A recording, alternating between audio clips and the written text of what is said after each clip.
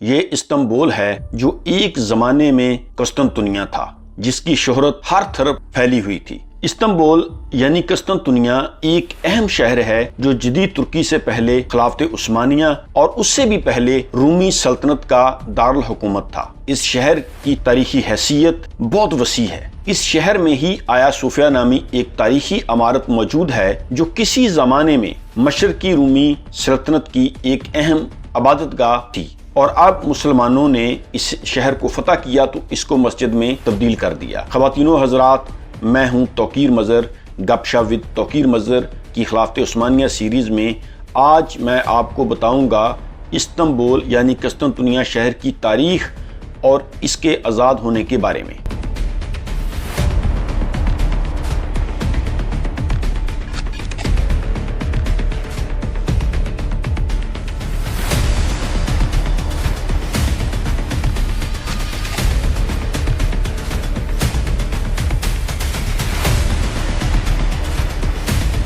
السلام علیکم ورحمۃ اللہ وبرکاتہ۔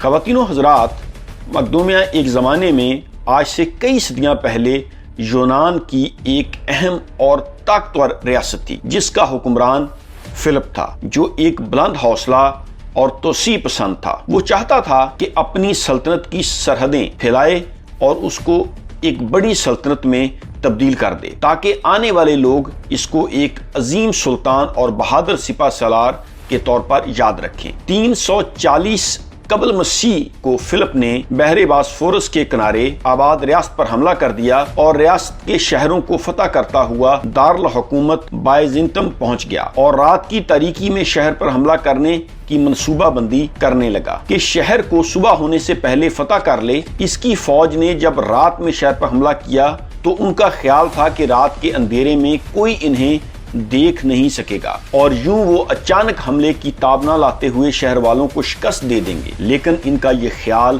درست نہ تھا۔ رات کی تاریکی میں فلپ جب فوج لے کر فصیل کے گرد پہنچا تو شمال کی جانب سے ایک روشنی نے اسے اور اس کے لشکر کو اپنے حصار میں لے لیا، اور بائزنطم کے باشندوں نے روشنی کی مدد سے جب حملہ آور کو دیکھ کر پہچان لیا کہ یہ حملہ کرنے کی نیت سے آئے ہیں تو تیاری کر کے حملہ کر دیا اور فلپ کی فوج کو تہس نہس کر ڈالا، اور خود فلپ مشکل سے جان بچا کر بھاگا اور شہر بائزنطم محفوظ رہا۔ شہر والوں نے اسے اپنی دیوی ڈائنا کی کرامت سمجھا اور اس خوشی میں دیوی کا ایک مندر تعمیر کیا اور ہلال کو اپنا نشان مقرر کر دیا۔ شہر بائزنطم جو کہ 667 قبل مسیح میں خانہ بدوشوں کے ایک قبیلے نے آباد کیا تھا، فلپ یونانی کے اس حملے سے بچ گیا، اور شہر کے لوگ فلپ کو شکست خوردہ سمجھ کر بھول گئے، مگر نہ تو فلپ اس شکست کو بھولا اور نہ ہی اس کا بہادر بیٹا سکندر۔ فلپ تو شکست کا دکھ اور زخموں کی تاب نہ لاتے ہوئے مر گیا، مگر سکندر اپنے باپ کی شکست نہ بھولا اور حکومت سنبھالتے ہی اس نے اس شہر پر حملہ کر دیا۔ شہر کے لوگ جو اب دفاع سے غافل تھے اور پر امید تھے کہ اب بھی پر اسرار روشنی ان کی مدد کرے گی، لیکن سکندر کے حملے میں ایسی کوئی مدد نہ ہوئی اور شہر فتح ہو گیا۔ اس طرح شہر بائزنطم جو کہ اپنے خوشگوار آب و ہوا اور محل وقوع اور ڈائنا دیوی کے مندر کی وجہ سے مشہور تھا، مختلف قوموں اور حملوں کو سہتا رہا کہ کیسر روم کانسٹنٹائن نے اس کو فتح کیا اور اس شہر کو اپنا دارالحکومت بنا لیا اور شہر کو نیا نام دیا جو کہ روما جدید ہے۔ 831 عیسوی میں جب قسطنطین نے عیسائی مذہب قبول کیا تو اس کو حضرت مریم علیہ السلام کے نظر کر دیا اور شہر مخصوص عیسائی آبادی کا شہر سمجھا جانے لگا۔